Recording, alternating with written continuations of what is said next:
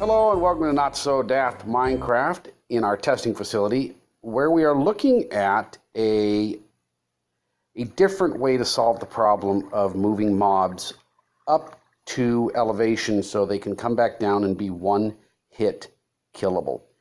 The old system of signs and water blocks in a staggered step system doesn't work anymore because mobs refuse to float. They just sink. But what we do have is bubble lifts.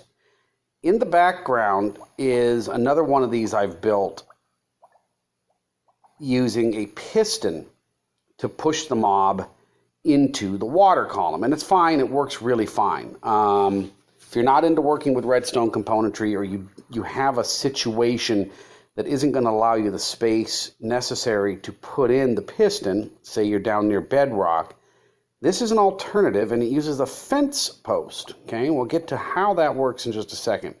I've also got two fence posts over here of different materials, wood and the stone.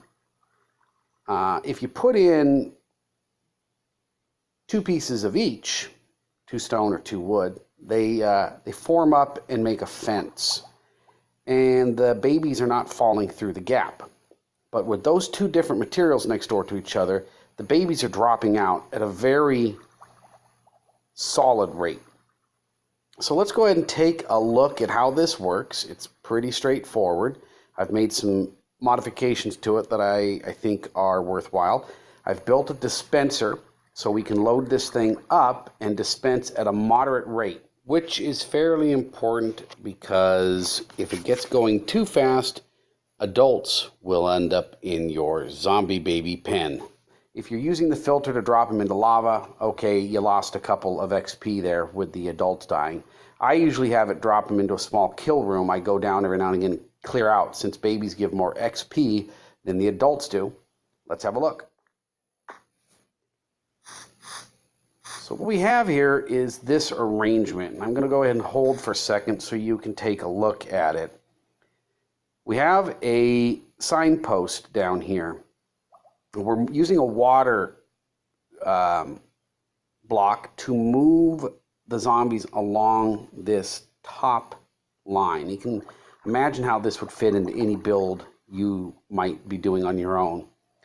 And the babies will be dropping out here where the gaps are between the fence posts. This sign here is just holding up that last little piece of the water wedge, so that when the zombies reach this point, they don't hang up and get stuck on the very edge of the block. I think, by the way, that is a bug that Mojang needs to fix. They should just drop right off the edge, but sometimes they bounce around. So that little air gap the sign creates helps them drop into this next source block, which flows over a fence post. Now, fence posts are not exactly one block high. They're like 1 1/4 or something. That means that when the zombie hits that fence post, he's forced to jump. And on his own, a single zombie may jump and just bounce up and down here. But with a bunch coming in from the back, they jump and they go right into that column, and up they go. And we have this second column of signs all the way up, because if you try to stop or break that sign column and start filling in with solid materials, even if the first one's an upside down step, they tend just to bunch up and hang out there, and that's no good. So you might as well just have them shoot all the way to the top, where they sometimes fall back and get shot up again, and that's fine. I do have a solution that seems to keep that from happening, but I want to get to that a little later. We have, just before we do our drop to the world below, we have another gap. I took the glass out so you can kind of see what we're doing here. And once again, just keeps the zombies from sticking at the very edge of the last block and not dropping. And then we drop them. We're in a infinite world or a flat world, so we just drop them off into the void. Down here, this piece of lava is for the occasional zombie baby that makes it this far. They tend to succumb to the very next fence post, and they drop in, and the only gap that they can perceive to get out is to try and cross out this block here. Now, it's important that you not put a block on top of this piece here. You don't want a block there, because they'll perceive that they can go ahead and make it through, and they'll drop down into the lava, and that will take care of them. We've made a fenced off area to collect the babies so we can get some counts. So let's load this thing up. We'll make certain it's off. You can tell it's off because it glows. This, by the way, is a very simple system for operating a kind of infinite cycling of a dispenser or a dropper. The comparator will sense the items in the dispenser that produces a pulse, runs out into that relay, sends a repeat signal down one side, and I'm not exactly certain why we need the relay against this block here, but you must have these 3 blocks, the middle one being the dispenser, and they can't be glass. But otherwise, this simple setup, 6 pieces of redstone, 2 repeaters, and 1 comparator, we go outwards this way and inward that way. We'll load it up with some eggs and we'll see what happens. But first, we will run 1 zombie at a time to see what happens with just one of them in the chute. And then we can watch the mechanism work. So we'll put 1 in to start. He rides over those fence posts, drops, bounces, and up he goes. Pretty straightforward. Now there's a baby. That's good. Down he goes into the chute.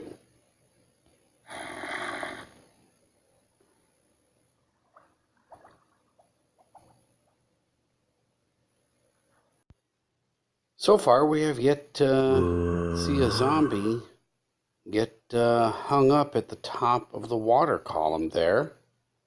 We'll do like, we'll do a normal pop of 4. See here what happens. Yeah, you see they'll kick out a little bit. And that guy kind of kicked out a little bit. So that guy kicked out a little bit. You see this one here doesn't want to go. Okay. So let's turn on the device. So I believe that's 3 stacks total or something like that. I've split them up so that they run a little bit of a pattern for funsies. There we go.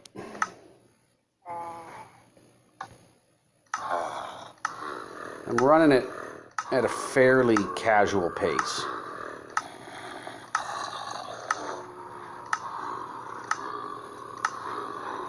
See, occasionally they fall out and they cycle back, right? See that? Falling out and cycling back.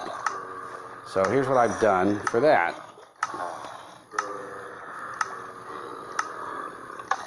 Put that water blade in there. And then when they get up the top, it doesn't necessarily force them in, but it makes it harder for them to fall back. See, they kind of bounce around and keep moving. There's a baby. Perfect timing, just fell through the fence slats. I've done these fence slats with another baby, and down he goes. I've done the fence slats right here where they first fall in. I think as much space as you have to provide fence slats, you can kind of keep alternating them. But 2 seems to do the job.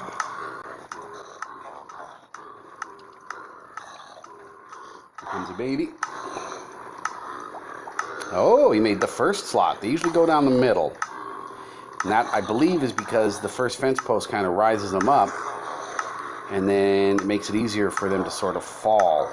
Now, I've not had any adults make it through at this slow pace. It really requires that they are bouncing into each other, and that happens when you speed the pace up.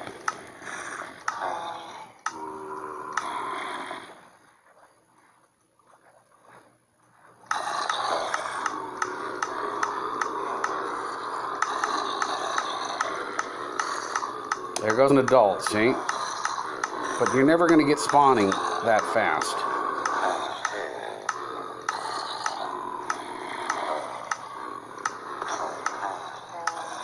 Now, no babies have made it through to our second safety chamber.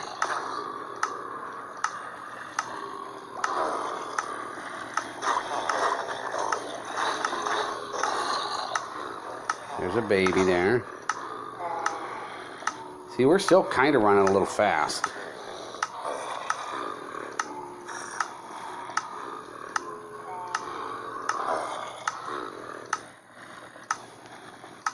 That's much more the pace one would anticipate.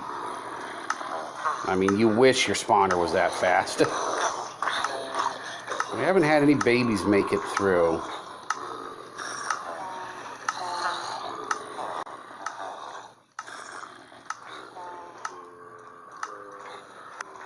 Like I said, I mean, if you get an adult going through, so what? The occasional accident's fine.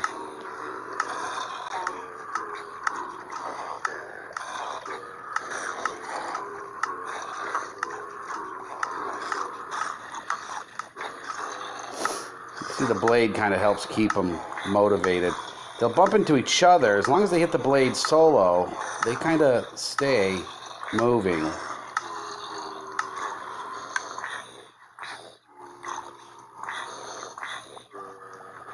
All right.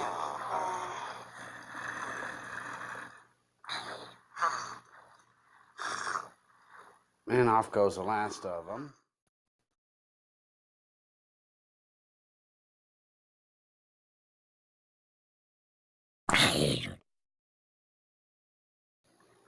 I really like the fence post system, and it certainly did produce a fairly aggressive group of kindergartners. All right, thanks for watching Not So Daft Minecraft. I have been Gosub. You have been great.